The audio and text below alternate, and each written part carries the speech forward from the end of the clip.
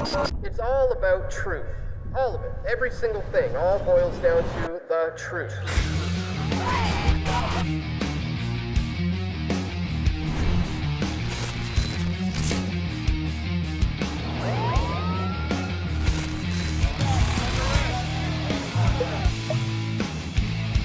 We all want truth.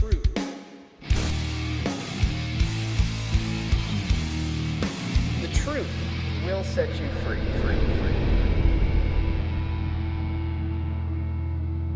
All right, welcome to the program, ladies and gentlemen. We are live. We're going to be taking questions from the live chat window today and also from the steemit as per usual. Let me just make sure that we are in fact live and we have people watching. Okay, we got some people tuned in, 10 people at least. That's the start. Joining us on the line today, of course, is the one and only Leigh Stuart. Leigh, how's it going?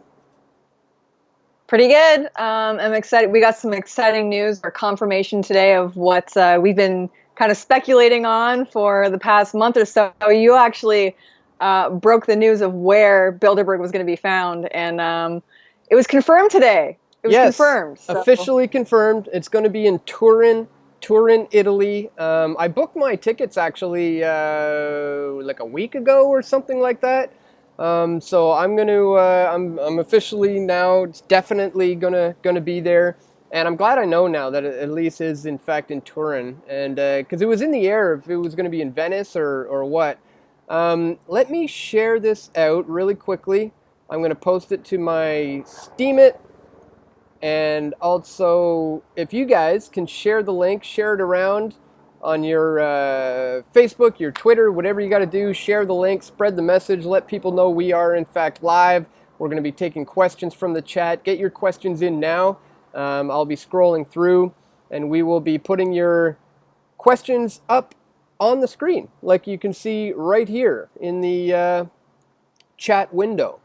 So let me head on back over to there and see what I can see. Oh, I have to restore the chat for some reason. There we go. All right, we are live. Hello.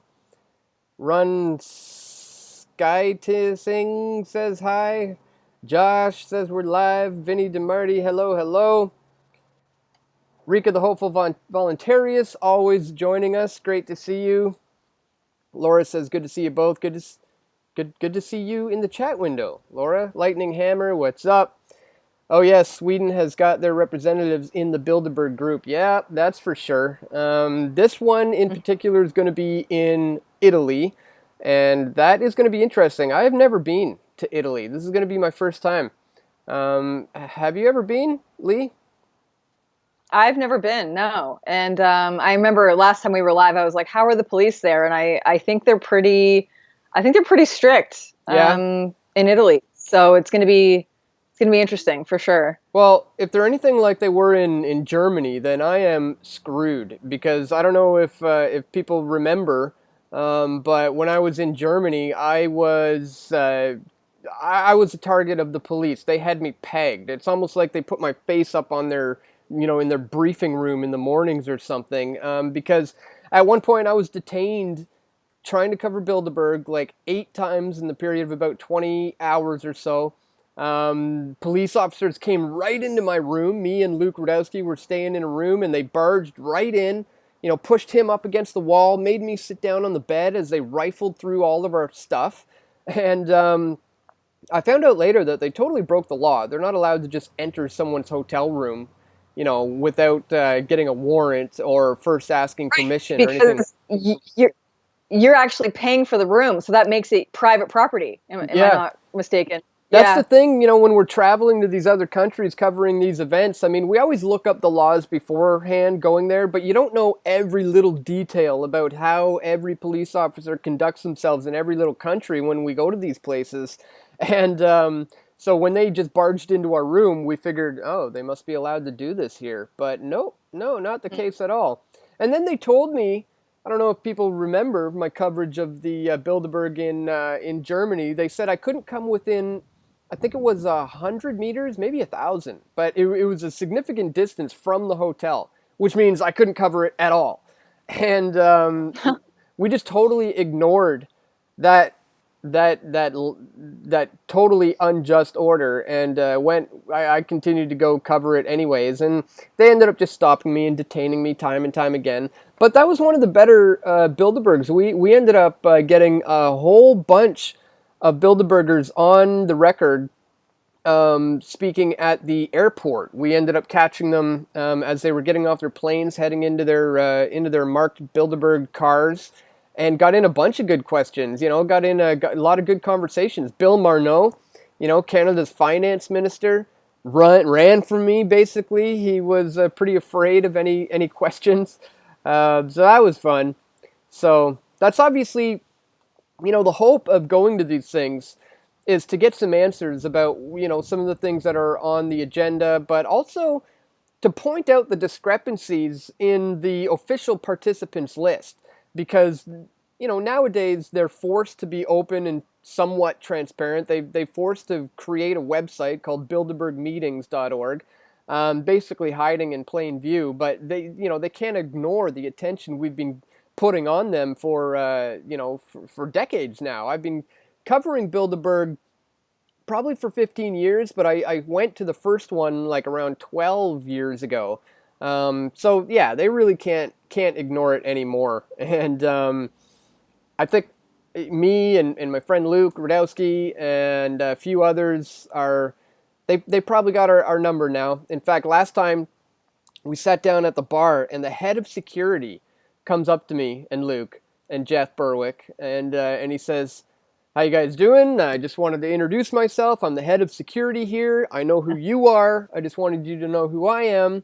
And it was almost like a good cop, bad cop. Like he was playing buddy-buddy with us and trying to chum up and be friendly with us before the event even started. So that was interesting. Pretty different from, my experience of getting arrested in Copenhagen. You remember that all too well, I'm sure. I think you're the one who came up with the free dicks hashtag, didn't you? Yeah. Yeah, yeah, for sure. Uh-huh. And we'll bring that back in case anything happens. We'll have to think of one for Luke, but yeah, I remember you two got arrested, and I was on the phone calling the where you guys were. And there was a few people trying to, get you guys out or what was going on. There's the language barrier. I was like, Dan Dix, Luke Yeah, Radowski, yeah, totally. and I was like, are they there? And there was a whole bunch of people on Twitter trying to get information out about you guys, and that's the wonderful thing about the internet. These are things that won't be covered on the mainstream media, and having you guys there is so important, and shining a light on what's going on, and you'll see them run like cockroaches. Like you mentioned at the airport. Yep. I remember last year we were at the airport chasing these guys down and asking them questions, and I remember Bill Morneau actually turned the tables on you and started asking you questions. Yeah, that's right. Yeah, Yeah, he was like, "Where are very you interesting. from? Where do you hail from? What are Right, you up to? What do you do for a living?" And totally tried to turn it right. around. Yeah, because he knew our time was short. He only had like another 10 or 20 feet to get to his car. So he tried to just turn the tables on me. But I didn't fall for it. I just brushed it off and was like, why don't you talk about what you're doing here? The Canadian people, I feel, have a right to know what the finance minister is doing, meeting with some of the most powerful and influential people in the world, speaking behind closed Yeah, doors, discussing foreign policy, sir. You're not obviously talking about golf in there. I mean, what are you guys discussing? And I warned him that his silence speaks louder than words, and that the Canadian people would recognize a non-answer to a very important, right. legitimate question. And to this day, it's gone down in the record books that he ran from the questions. And they have what's called Chatham House rules. They're not supposed to talk about it. The first rule of Bilderberg Club is you don't talk about the Bilderberg Club. That's actually what Mike Harris, the former Premier of Ontario, told me once. I don't know if you ever remember that one, Leigh. I confronted him. Said, "Oh, I heard you went to Bilderberg, and what did you talk about in there?" And he just said, "First rule of Bilderberg is you don't talk about Bilderberg." And then he turned around and walked away. Wow. Yeah, literally like the Wow. Fight Club line. So that's what I'm sure we're going to be dealing with. But you really never know exactly what you're truly going to be dealing with unless you just go to these things. So I'm looking forward to going. And I'm going to pull up the chat window here again because I just noticed we got some super chats in. So obviously we will be honoring the super chats. Any questions that come in that regard will guaranteed to be answered. Scott Rutherford, thank you so much for the super chat. Much appreciated. Okay, so I'm going to quickly scroll through and see if we have any questions in. Do you know from Sweden names? Says Black Clan Records. As of right now, I'm not positive about the official list or names right now, but we can look to, I'll pull it up here, see if I can, let me see if I can get this on the screen real quick. Let's see. There we go. Right now, we're looking at the new steering committee that has just been implemented, and I've noticed, first of all, it's huge. There's a big list of names here, and I'm not. Oh, here we go. Who's this from Sweden? Marcus Wallenberg, chairman of Skandinaviska and Skida Banken. I'm not exactly sure what that is, but maybe our friend in the chat can tell us what that is. But this person is not only from Sweden, but they are, in fact, on the steering committee.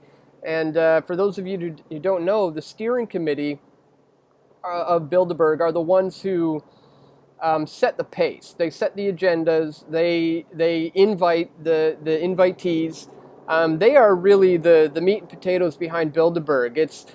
I see Bilderberg as very much so as an inner ring of layers. Like there's an inner circle to the inner circle, and then there's an even more tight-knit inner circle within that inner circle, so to speak. So not everyone who gets invited to Bilderberg is necessarily involved in some sort of nefarious agenda or aware of the plan to build a one world government and this agenda for a new world order. Not everybody who goes, but it's when guys like Kissinger, who I don't think is going to be there this year due to health reasons, but guys of that nature who are pulling people off to the side, for a private conversation at the bar, to see just how much they're willing to go along and play into their agenda, and then they bring them into the fold, into that inner clique. It's like the secret society of Bilderberg, if you will. So there's an outer portico which they publicly display, but then there's the very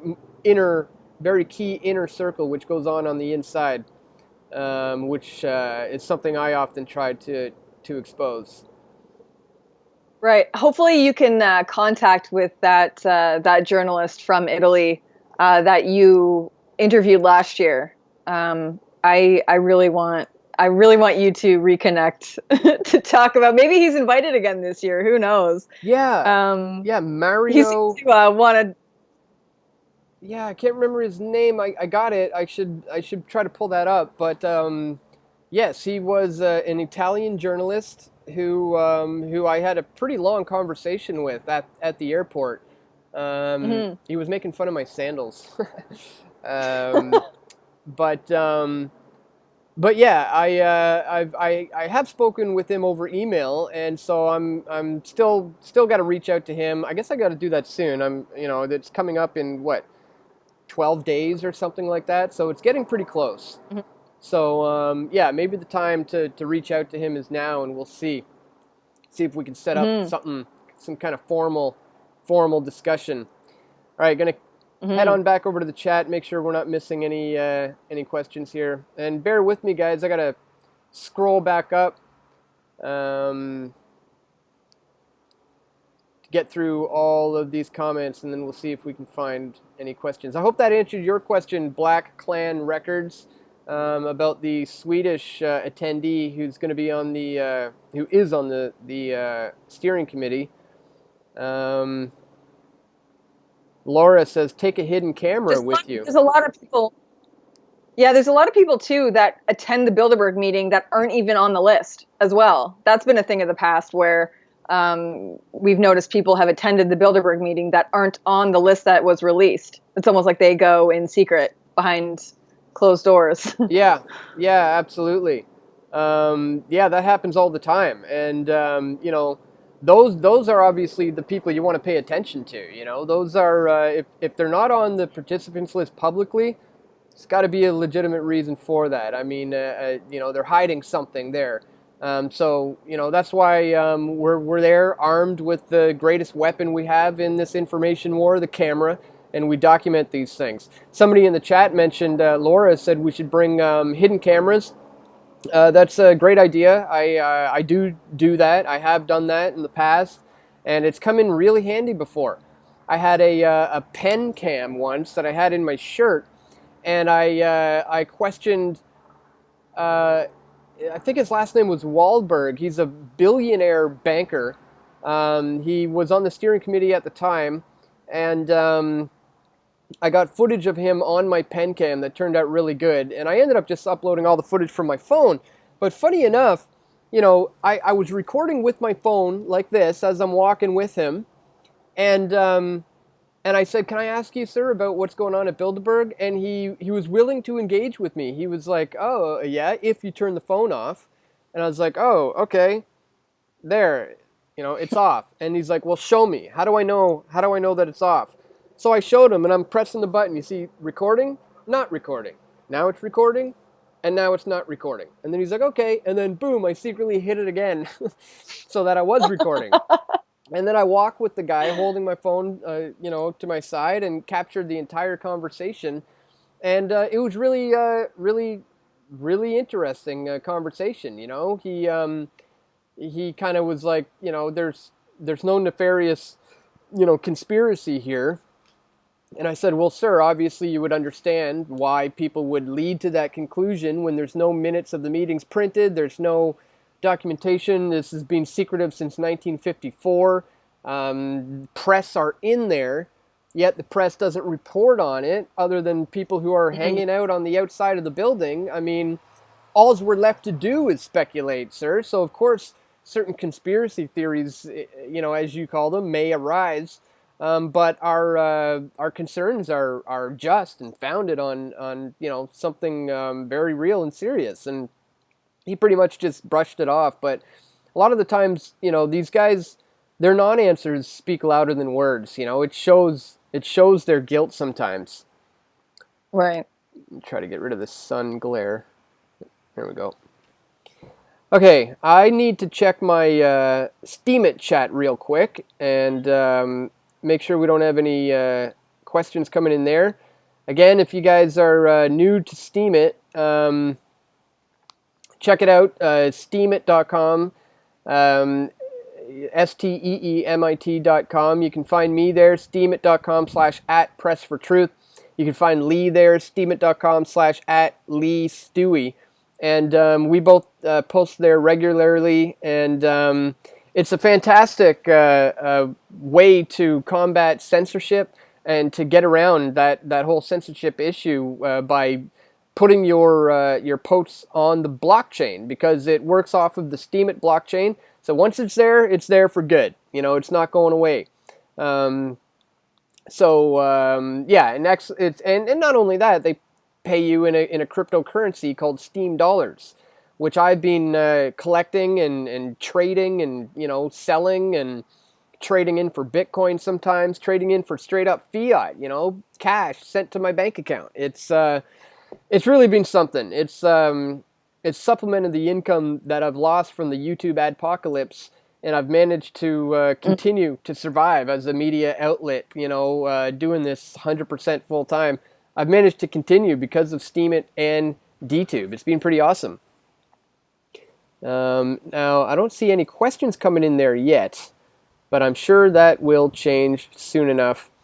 And I'm going to bounce on back over to the chat window. We'll get that up on the screen as well. We also want to talk a little bit about the G7 coming up in Quebec, because Leigh may be going there, possibly. And some of the things that they're cooking up, Leigh, is pretty crazy. It looks like the feminists are taking over this year's G7. The W7, they're basically calling it. Yeah. So the G7 is, what is it? Germany, Canada, Italy, Justin Trudeau will be there. So Hmm. yeah, if things don't work out for Bilderberg and I can't get the proper funding to go, it looks like I'm going to be hitting up the G7, which, Canadians should be focused on this. It's much like the G20, but on a smaller scale, and different themes are going to be talked about, which is security, how to make things more secure, investing in basically, it looks like the 2030 agenda, or sustainable development, they like to call it, as well as they're going to be talking a lot about gender equality and female empowerment, and they have their own little section of a group of women. Melinda Gates is actually on the co-chair. She's co-chairing the women's empowerment section of the G7, where it's women and male feminists who are going to be coming together and talking about these things. They've actually deemed the hashtag the future is feminist, or yeah, the feminist is, or the future is feminist. Yeah. And the W7 section of the G7. So and Justin Trudeau is all for it. He's probably going to be on the committee himself because he's a self-admitted feminist. So it's pretty crazy. Yeah, I have it up here What on they're the screen talking right about. now. Uh, they got Gender Equality Advisory Council. Learn more about Gender Equality Yes. Advisory Council and its mandate during G7's presidency. Oh God, that just sounds awful. Women of Action. Discover how women and girls can achieve great things when they are given equal voice, equal rights, and equal access. Themes. Canada's G7 presidency is guided by 5 important themes. Oh God, I gotta take a quick look at this. Let's Yeah. see what their themes are here. Okay, investing in growth that works for everyone. Preparing for jobs of the future. Working together on climate change, oceans, and clean energy. Advancing gender equality and women's empowerment, and building a more peaceful and secure world. Sounds like a bunch of SJWs to me, who are not happy with the status quo and are going to clamp down on other people's rights in order to get what they want. Oh, there's a statement here Right. And too. Yeah. what's funny is, like, they want, equality for women in the workplace, and they've now said that they are willing to even overlook qualifications of someone's, if a man is more qualified than a woman for a job, they'll actually give it to the woman who's less qualified for the job, just to have the numbers and to have the gender equality on, in government. Let's say Mm-hmm. they need more women in government. They're willing to overlook, credentials, if a Well, woman is less qualified. when Trudeau made 50% of his cabinet women, and he was asked by the press, "Why did you do that?" He said, "Because it's 2015." It's the current year. Yeah, that was his answer, and not because they're qualified for the job, just because he's pressured by the politically correct movement to do such a thing, and it's really bad how far this Marxist agenda, really, that has made its way into the universities, and this collectivist Uh-huh. mindset is overtaking the concept of the individual, because now, what these people do is they lump you into these groups. You're no longer an individual. You're part of a certain group. You and I, Leigh, we're not just you and me. I'm a white guy, and you're a woman, and both of us in that sense are Yeah. being have a struggle in the fight against the system. And it's like, no, look, Leigh as a woman can be successful as a woman. It has nothing to do with the system being out against her. Me as a white guy can be successful in the system, not due to privilege. It comes down to the individual, and that's why this collectivist mindset, I think, is dangerous, really. And that's Right. yeah. Even the way you think, like, the things that we talk about, we're automatically deemed as, an alt right, or, which is another section in itself. I've Mm-hmm. never once claimed myself to be alt-right, but if I attend next weekend, I'm attending the rally going on at the border. The media likes to paint all the people who are defending, the security of the Canadian border as alt-right. That is Yeah. absolutely insane. I'm not alt-right at all. I've never once said I am. I actually don't like to put a label on myself for Yeah. that very reason. Yeah, totally. I mean, look what happened to Faith Goldie a few days ago. I mean, she was just attacked by Antifa just for showing up. I mean, I don't know if you saw her latest video. Did you see that one? I did, yeah. Yeah. Yeah, I mean, it's so brutal the extent that these guys go to, because supposedly, I mean, hypothetically, we're all on the same page here. I mean, nobody wants fascism, nobody wants racism, nobody wants inequality. It's just we have different ideas about the solutions on how to achieve these things, and it looks like the extreme left are really just extreme statists at heart, because the state are the ones who are all about violence and aggression, the non-aggression, violating the non-aggression principle and things of that nature, and corrupting our very language. This is all the extreme left know. So they can't call themselves anarchists, as a lot of them do, because they're extreme Mm. statists, to Hmm. the core. Okay, I'm going to scroll back up on some of these chat questions. Let me go back up and see what else we got. And again, I'm just going to be scrolling through, not really reading all the comments, obviously, because there's a lot. Just looking for question marks. Kyle Reese says, What's rule number 2? Yeah, rule number 1 is don't talk about Bilderberg. Rule number 2 is submit your soul to Satan. um, okay, let's see what else we have here. Somebody points out an Irish name, Coveney. I'm not sure if that's Irish.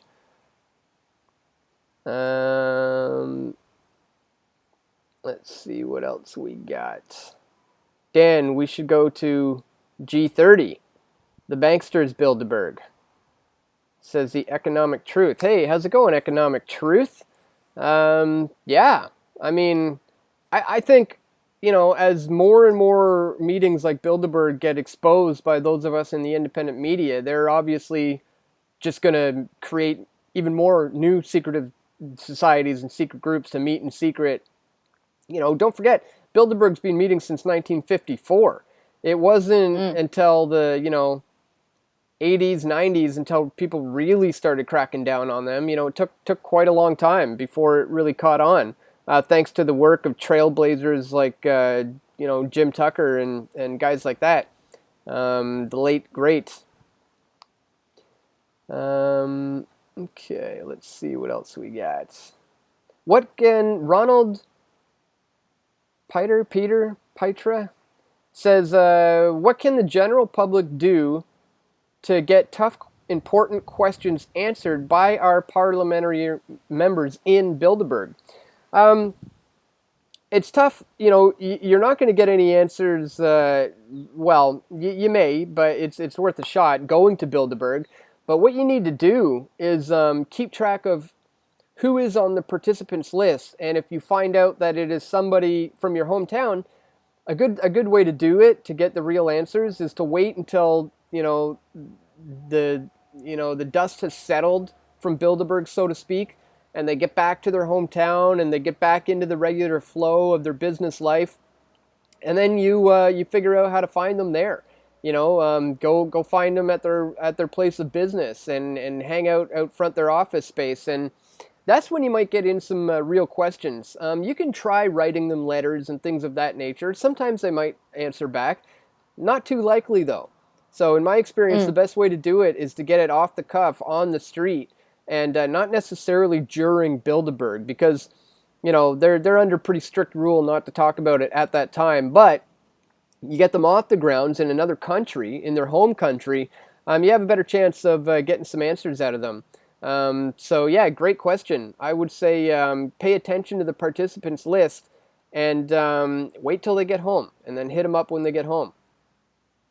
Yeah, and if they do a town hall tour, you can always just stand up in a crowd and start yelling at yelling Yep, questions at them. yep, like you so You can epically also go did. that route.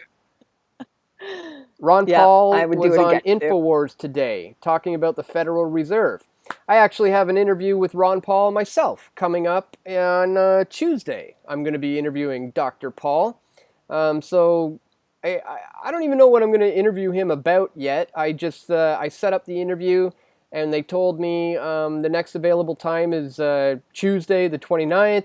So I said, yeah, sure, I'll take it. You know, it's Dr. Paul. Oh, you know what you got to ask him about? What? You got to ask him about gun control.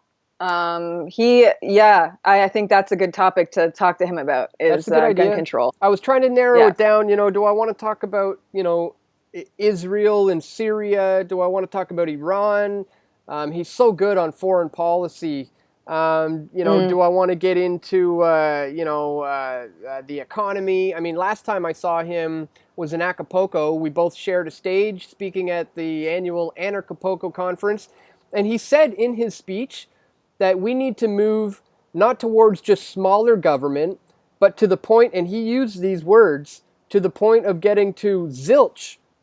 So that almost sounded like he's leaning towards, an anarchist type of philosophy here on how things ought to be run. Because he literally used the word zilch when speaking of what we need in terms of smaller government, which I thought was a pretty big breakthrough for the anarchist community to hear Dr. Ron Paul say he would like to see it reduced to nothing, essentially. So Wow. I was thinking, maybe I'd question him about that. But let me know what you guys think in the chat window here. What should I ask Dr. Ron Paul about on Tuesday? I think gun control is a good call too, Leigh. And, Hmm. obviously, if something happens, if something timely and topical happens the day of or the night before my interview, all of a sudden, the U.S. or Israel's bombing Syria or something like that, I'll obviously jump right into the topical, timely news of the day. But as it is right now, I think the Federal Reserve is a good route to go, and I'd have to agree with you too. Gun control is probably a good way to go. Mm. Somebody says, Dr. Paul, what's your favorite hobby? I think I might want to spend my time with the one and only Dr. Paul, talking about more important things than what his hobbies are. But it would be interesting to know, you know, just out of curiosity. Somebody here asks, what's the best way to find out the itineraries of these people in power, Dan? Well, it depends on who it is. Obviously, depends on where it is, who it is you're trying to follow or track. But this day and age, believe it or not, Twitter I'm finding is being a really good tool when it comes to reaching these types of people and tracking their Mm. whereabouts. Follow them on Twitter. Pay close attention to it, and sometimes actually depending on the official themselves, like Justin Trudeau, for example, you can just look up his itinerary. The Prime Minister's itinerary is public every day. So you can go onto the Government of Canada's website and probably just type in, Justin Trudeau itinerary, and it'll show you what he's doing from day to day, what he's got scheduled. And it is interesting that the G7 this year in Quebec is kind of overlapping with Bilderberg in Italy. A little bit I surprised was by that. surprised actually. Yeah. Yeah, I was really surprised. Yeah, because a lot of the people who are going to be at G7, you would think Bilderberg would want to have in attendance, but this year, I guess that's not the case. Speaking of that, Justin Trudeau is obviously going to be in Quebec, covering at the G7 and not at Bilderberg. And I've questioned Justin Trudeau a number of times. I think maybe 3 times now, if he's ever attended Bilderberg. because his father did. Every prime minister after his father, up to Trudeau, did, and Trudeau, has said to me face to face that he assures me he hasn't attended. And I don't know why, Leigh, but for some reason I believe him. And Yeah, me too. I, it almost makes me wonder, is he just so, controlled and manipulated because he's been raised with a silver spoon in his mouth that it's almost not necessary. He's already taken care of, you know. But I still don't think it's off the table. I mean, if not this year, we may see Justin at a Bilderberg yet. But I don't know. It's tough to say. I'm going to have my eyes out for Scheer. Andrew Scheer, if he's going to be there this year, that'll be pretty telling. I doubt we'll see anybody like Ford there, but you never know. You never know unless you go. You never know. And it's interesting because last year I was surprised that Trump wasn't there, but I think it was like 5 of his direct advisors had attended. Were at the Bilderberg meeting last year. Mm-hmm. So maybe it's like, Justin Trudeau might not necessarily attend, but someone like Bill Morneau attended. Yeah. And we know they're very close, those That's a two. good point. So That's a good point. He might just get cliff notes. You know what I mean? So yeah.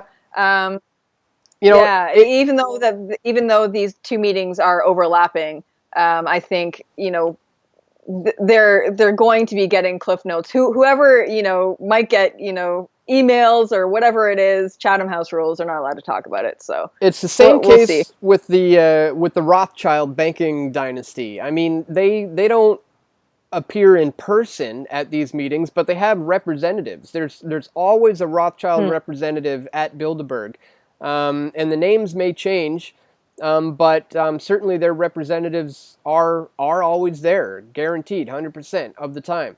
But you're not going to. I'm gonna speculate. I'm actually gonna speculate for a minute because I think Soros might actually be an attendee this year. I'm just gonna throw that out there, but I have a feeling George Soros might be at the Bilderberg meeting this year. That would be since something. It's in Italy.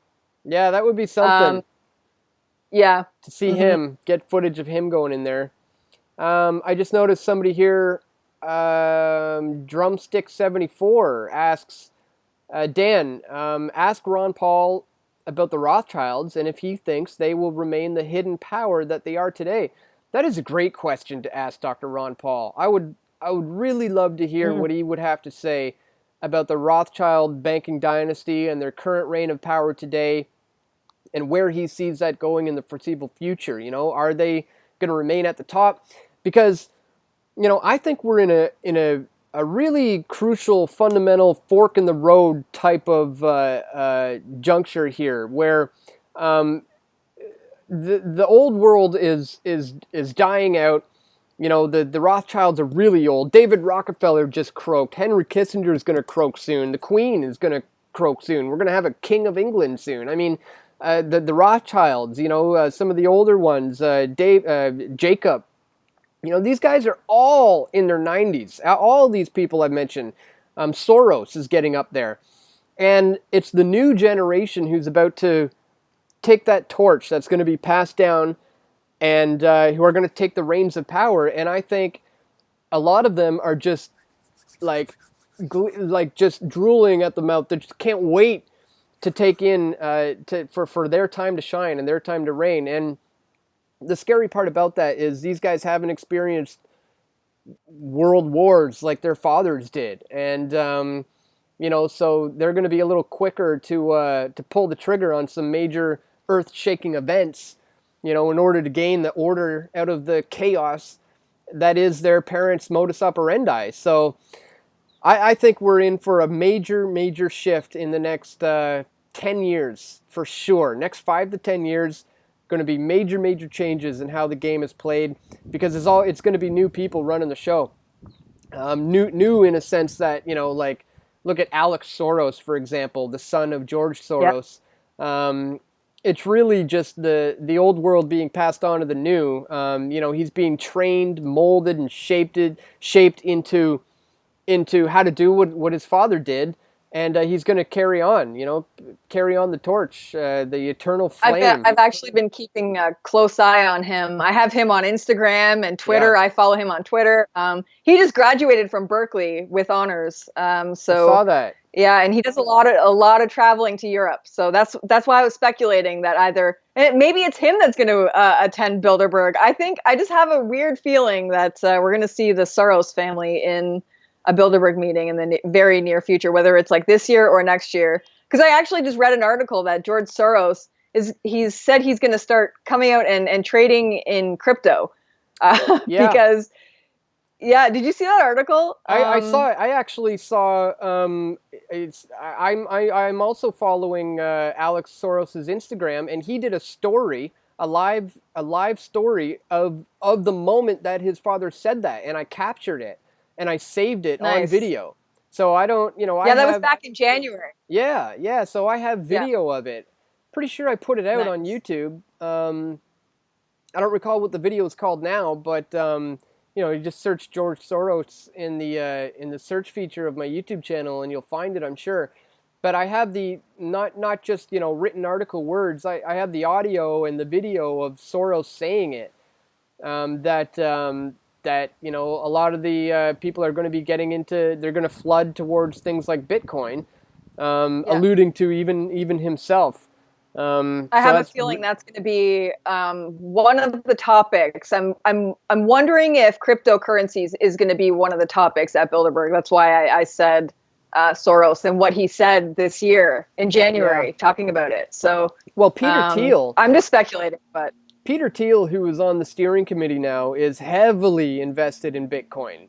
He's all over it. In fact, a lot of people might not know this. He's the original creator of PayPal, which the vision there was to be what Bitcoin is. I mean, it was supposed to be a peer-to-peer payment system, but it's centralized. You see, that's the difference. That's the major problem. That's why it didn't take off in the way that he was hoping it would. And then he ended up funding Vitalik Buterin with a $100,000 grant, and Buterin went on to create Ethereum. So Bilderberg essentially has its dirty paws in Bitcoin and Ethereum, in the sense that Peter Thiel, who's on their steering committee, owns a boatload of Bitcoin, and he funded the original startup for Vitalik Buterin to get Ethereum off the ground. I made a video about that called Ethereum and Bilderberg Exposed or something like that. It's a good video. It really breaks it down.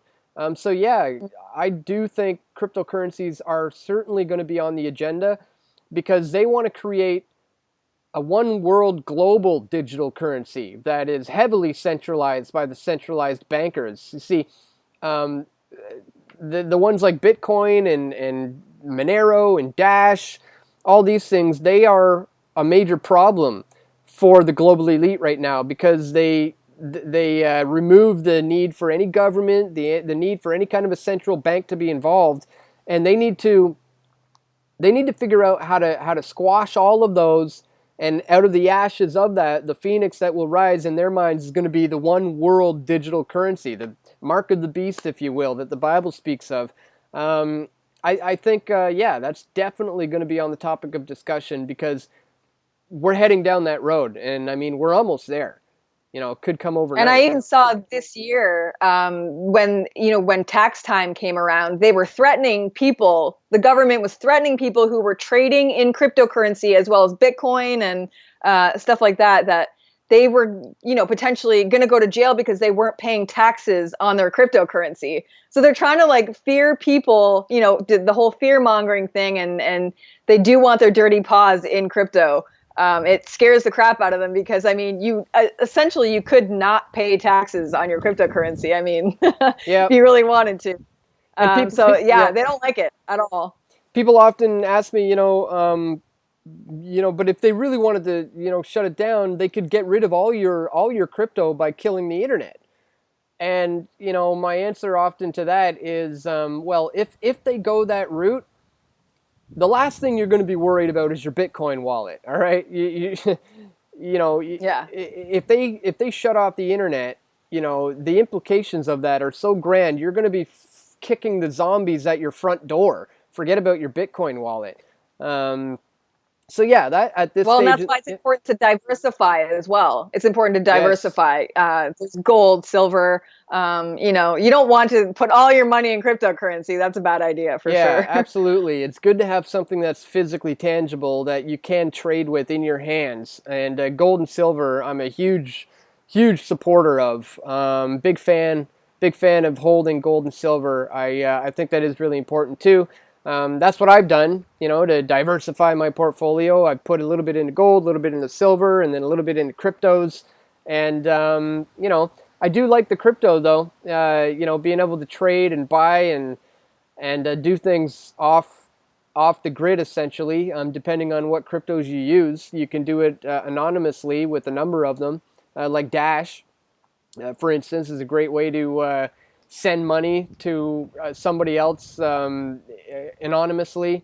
You know, Bitcoin, on the other hand, is all visible on the blockchain. The open ledger is visible for anyone to see, and you can essentially eventually track it back to you, you know, if people are smart enough.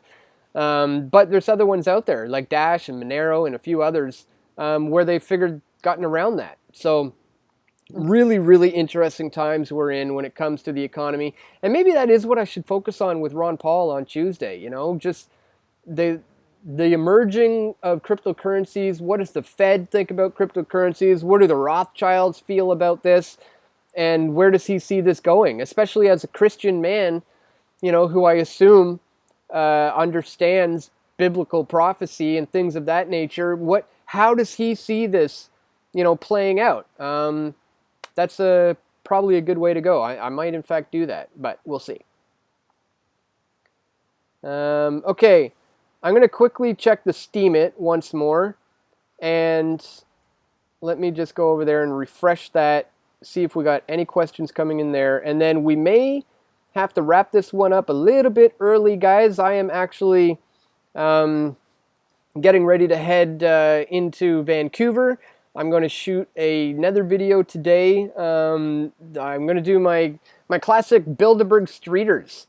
Go around asking people on the streets. Those are my favorite. Yeah, it's fun to get people's opinions. Streeters are my favorite. Yeah, because like you're talking with people who have no idea, you know, about what we talk about. Bilderberg is one of them. A lot of the time they don't know what Bilderberg is. Build a Bilderberger. You mean like an iceberg, or like build a burger? Like, I'm not hungry.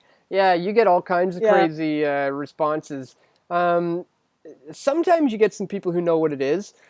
So my hopes are that this year we see higher percentage of people who have heard of it and at least go, oh yeah, I've heard of that. That's that secret meeting or something, right? I'm hoping at least I get a few of those today. But it is getting a little bit late in the day, so I probably should get ready to head out and shoot that video. Those are my favorite as well, just interacting with the public and you know, getting a general view, a consensus of what they're feeling about these sorts of things. And you always run into the crazy sheeple who are like, yeah, bring it on, man. Secret government is great. I think they should be able to meet like that all the time, you know? More security. Oh, you want to spy on me? I have nothing to hide. Yeah, that's a classic one we hear all the time. Oh, boy. Yeah. Oh, man. We have a lot of work to do. Yes, we do. Yes, we do. And, you know, we need your help out there, people. You know, we can't just be me going to Bilderberg and Leigh going to G7 or wherever we end up and, you know, doing it all. Like I said, they've got me pegged. You know, they got my face on their billboards now before they leave the office. So we need more people getting out there, exposing these agendas. If you're in the vicinity of Quebec, please go. Maybe contact Leigh on Twitter and find out. I will be there probably. Yeah, it's most likely she will be there. So contact her on Twitter. And I'm also going to the border this weekend. Is it this weekend? Coming up. No, next weekend. Right. June 3rd. Yeah. There's a big rally going there where people are, you know, Canadian nationalists, not necessarily alt-right. People who are concerned about the illegals crossing over the border, they're going to be there. drawing attention to the problem that's going on there, and Yep. exercising their right to free speech and the freedom to protest. But yes, I will be there. And so if you're in Quebec, hit me up, and I will be there June 3rd, and then more than likely not Italy, but you will be in Italy. So I'm excited about that. And Yep. if I don't make it to Italy, yes, I will be definitely at the G7. I will be at one of the two, definitely. Yeah. I've actually got a really busy June. Somebody in the comments here, I love my girls, says the Red Pill meeting in Washington State this year. I am going to that as well. The Red Pill Expo, hosted by Professor Griffin, and I'll be at that. I'm going to Italy first. Just next week, I'll be in Italy to cover Bilderberg, and then from that, I go to Spokane, Washington to cover the Red Pill Expo, and then immediately after that, I go to Bulgaria. I'm going to Sofia, Bulgaria to give a talk that I've been invited to speak at a business school there to talk about media, independent media, and the role that cryptocurrencies are going to play in influencing the media. So that's all happening in June. So yeah, it's going to be a busy one. It's going to be exciting. So folks, wish us luck. It's going to be dangerous, for Leigh being out there, that right winger that you are. Just kidding. But, because we know there's a strong black bloc faction and a large Antifa presence in Quebec. So yeah, you got to be careful out there. I got to be careful of the Gestapo and the authorities trying to shut me down in Italy, and then we got so much stuff coming up after that. So I guess on that note, I haven't seen any other questions coming in. Cool Panda says, Dan, what do you think of the Canada alert system being put on phones? All right, we'll take that real quick. Yeah, I've been paying attention to those. It makes sense that they need to test out these systems eventually. It's got to be tested. But at the same time, when you factor that in with the mishaps that happened in Hawaii, the mistakes that happened in Alaska, the downright fear and conditioning is what it feels like to me, more so, is preparing people for some sort of an attack. So it seems like there's a bit of preconditioning going on where they're putting it into the minds of the masses, so that when something does happen, they'll not necessarily be questioning the number one suspect in my mind, the government, but they'll be trusting them instead, to give them all the answers. So yeah, I'm not too big on those. Got a helicopter over top. Uh-oh, they're coming after me, guys. As far as that app for me, I've noticed that alert system, as well as I think it's kind of like you were saying, a desensitization to alerts, and just the general overwhelming fear of leaving your house or going outside, or they really want to get this conditioning into you that something bad is going to happen at any moment in time. But as well as it plays also into the illegals crossing over and reintegrating ISIS. Our prime minister has mentioned reintegrating ISIS into Canada.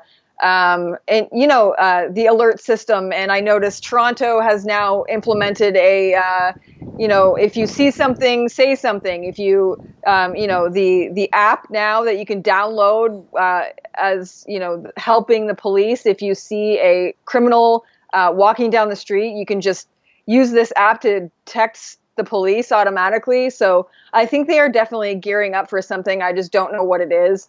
It goes hand in hand with the terrorist attack that happened in Toronto with the van.